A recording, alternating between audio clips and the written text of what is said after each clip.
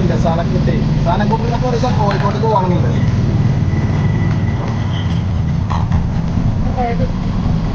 പോകുമ്പോ വേട്ടാവളിയാ പറഞ്ഞവളിയാ പറയില്ല ദൈവനാണ് അവിടെ മരണം നിങ്ങളെ കാത്തിട്ടുണ്ടാണ്. അല്ല അത്ഭുതം അത് നമ്മളാണ്. ഞാനും ഈ കാണുന്നതും ഈ തിരക്കണങ്ങളൊക്കെ ദൈവത്തിന്റെ അത്ഭുതമാണ്. അപ്പൊ ഏറ്റവും വലിയ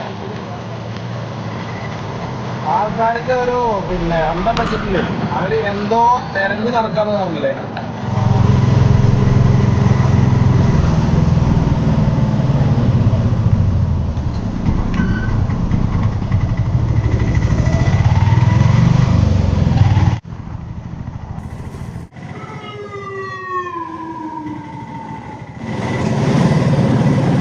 ഈ ഡ്രൈവിംഗ് സ്കൂളുകാരൊക്കെ എന്താണാവോലെ വണ്ടി ഓടിക്കുമ്പോൾ എന്താണാവോ പറഞ്ഞു കൊടുക്കണത്. അത് അപ്പത്തെ ഒരു ഇൻട്രസ്റ്റ് ആണത് ഡ്രൈവിങ്. പിന്നെ അത് ഫുള്ള് ദുരുപയോഗം ചെയ്യാന്ന് മാത്രം. പഠിച്ചു കഴിഞ്ഞാൽ ഒക്കെ അങ്ങനെ തന്നെ. കേരളത്തിൻ്റെ അവസ്ഥ അങ്ങനെയാണ്. അതായത് ചൊവ്വാഴ്ച ആയതുകൊണ്ട് കാര്യമായിട്ട് വലിയ ഓട്ടമല്ല. നമ്മൾ ഈ വളവിലൊന്നും ഇങ്ങനെ കയറിപ്പോകാൻ പാടില്ല. വണ്ടികൾ അവിടുന്ന് വരുമോ നമ്മൾ വളവിൽ എപ്പോഴും പ്രതീക്ഷിക്കുന്നത് എന്താ അറിയോ, നമ്മൾ വാഹനം കൊണ്ട് പോകുമ്പോൾ അവിടെ മരണം നിങ്ങളെ കാത്തിട്ടുണ്ടെന്നാണ്. അല്ലാതെ അവിടെ വാഹനങ്ങളല്ല. വളവുകളിൽ നിങ്ങൾ ഒരിക്കലും ഓവർടേക്ക് ചെയ്യരുത്. ചെയ്ത് കഴിഞ്ഞിട്ടുണ്ടെങ്കിൽ ചിലപ്പോൾ രക്ഷപ്പെടും, ചിലപ്പോൾ രക്ഷപ്പെടില്ല. അങ്ങനത്തെ കുറേ ആക്സിഡൻറ്റുകൾ നിങ്ങൾ കണ്ടിട്ടുണ്ടാവും.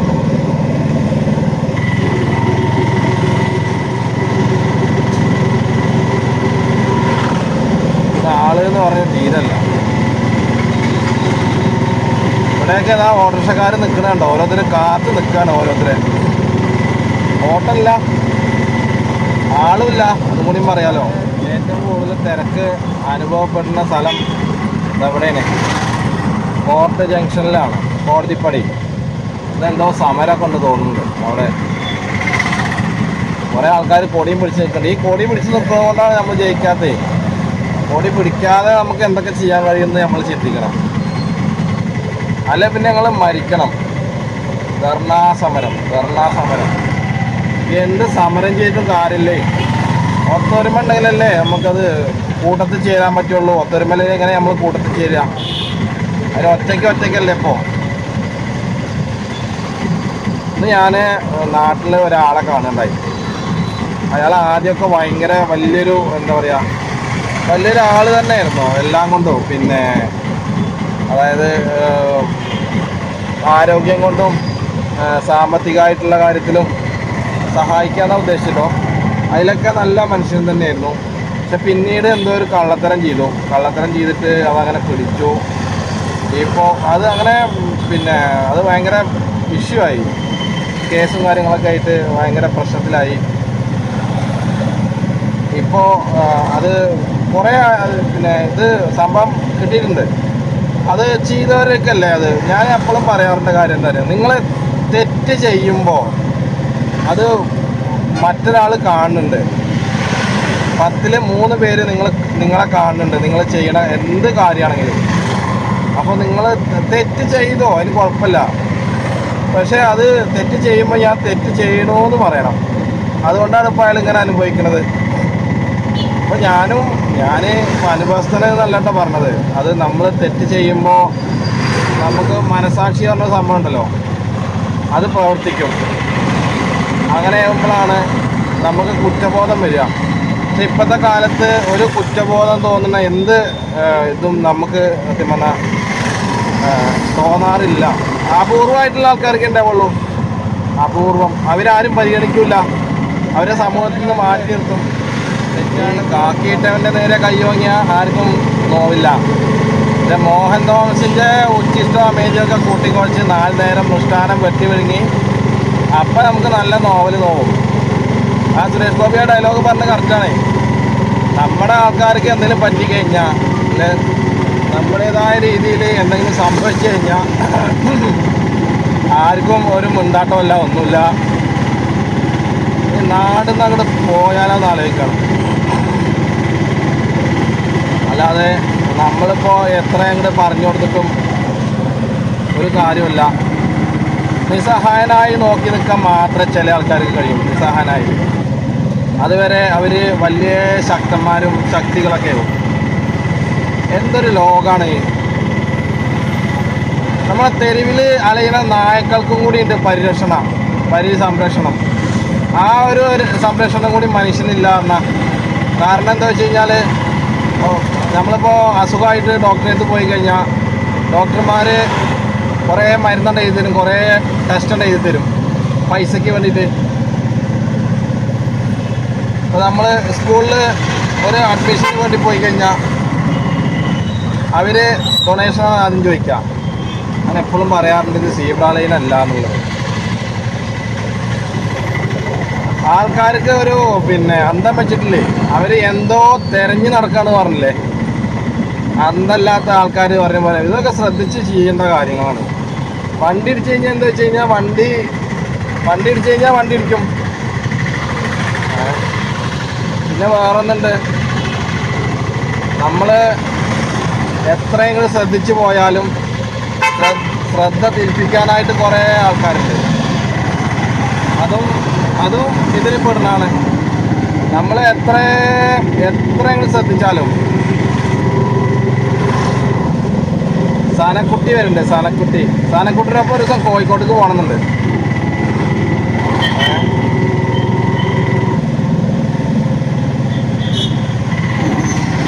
ഇപ്പോൾ ടൂറിസ്റ്റ് ബസ്സുകൾക്കൊക്കെ വെള്ള പെയിന്റ് അടിക്കാനത്ര ഓരോ പോട്ടതറ. ഇതൊക്കെ എന്താ അറിയോ ശരിക്കും ഉണ്ടായതുകൊണ്ടും കാര്യമില്ലേ. വെറുതെ അങ്ങനെ എന്തെങ്കിലും പറഞ്ഞുകൊണ്ടിരിക്കണ്ടേ. അത് നാവിന് തുരുമ്പ് വന്നാലോ, അതാണ് സംഭവം. അല്ലാതെ വേറൊന്നുമില്ല.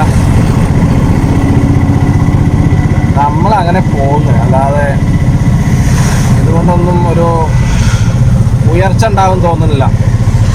ഒക്കെ ഒരാളെ മുന്നിൽ ഒരാൾക്ക് വലിയ ആളാവണം എന്നാണ് ആഗ്രഹമാണത്, സ്വപ്നമല്ല. സ്വപ്നങ്ങൾ വേറെ ഉണ്ടാവും. ഇപ്പോൾ കൂടുതലും കേരളത്തിൽ കാണുന്നത് ലാബുകളാണ്.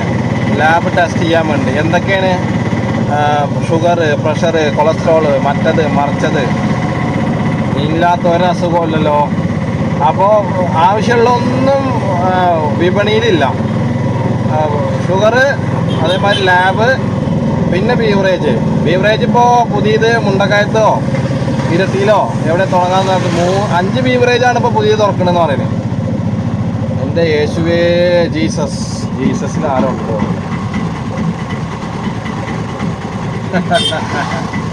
എടാ വേട്ടാവളിയാ പോകുമ്പോ വേട്ടാവളിയാ പറയില്ലേ, ഇവനാണ് അവൻട്ടോ. ആ ജീസസ് ബസ്സിന്റെ ഡ്രൈവറാണ് ഇവനെയാണ് ഞാൻ എപ്പോഴും പറയുന്നത്. അങ്ങയുടെ മുഖം ഒന്ന് കാണിച്ചാലും ഒന്ന് കാണിക്കൂ.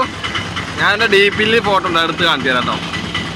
ബ്ലഡി ഫുൾ ഒന്നുമില്ലാത്തപ്പോ ഞാൻ അങ്ങനെ ദൈവം തന്ന ഭാഗ്യങ്ങൾ ഇങ്ങനെ ആലോചിക്കും. ഞാൻ വേറൊരു കാര്യം പറഞ്ഞില്ലേ, ലോകത്തിന് എത്ര അത്ഭുതങ്ങളുണ്ട്.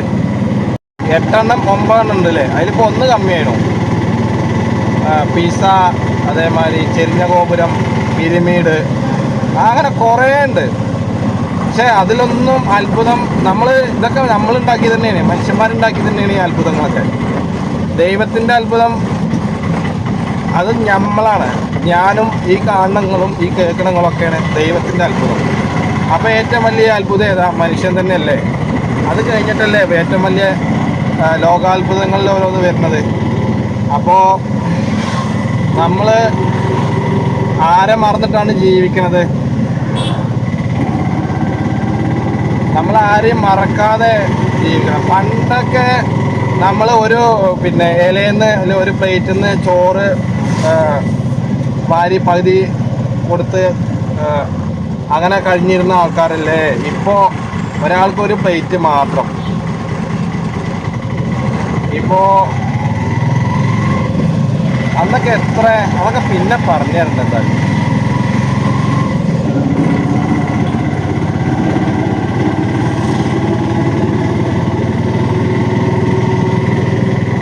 മായം അന്ന് ഉണ്ടായിരുന്നില്ല. ഭക്ഷണത്തിലായാലും സ്നേഹത്തിലായാലും ഒന്നിലും മായം കലർത്തിയിരുന്നില്ല.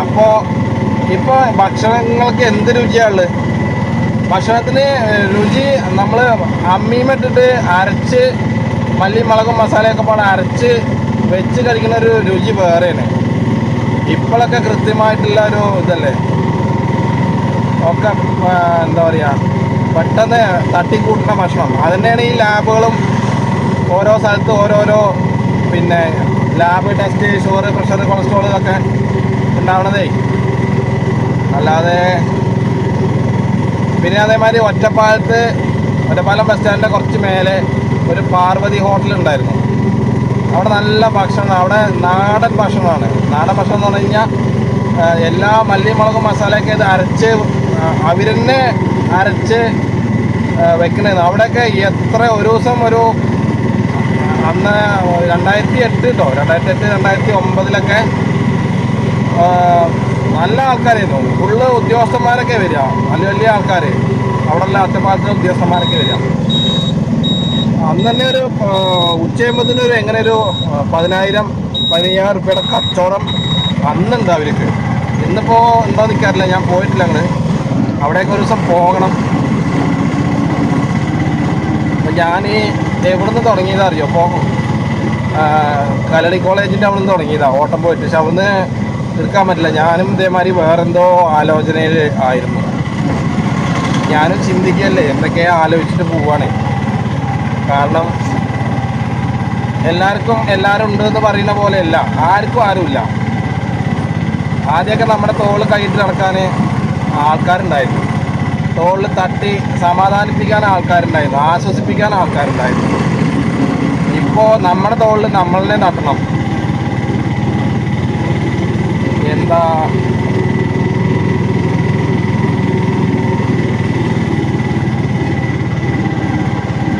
ഇതിപ്പോൾ ഞാൻ പറയുന്നത് മൊത്തം വണ്ടി കേൾക്കുക എന്നല്ലാതെ വണ്ടിക്ക് പിന്നെ അടുത്ത് വർത്തമാനം പറയാൻ അറിയില്ലല്ലോ.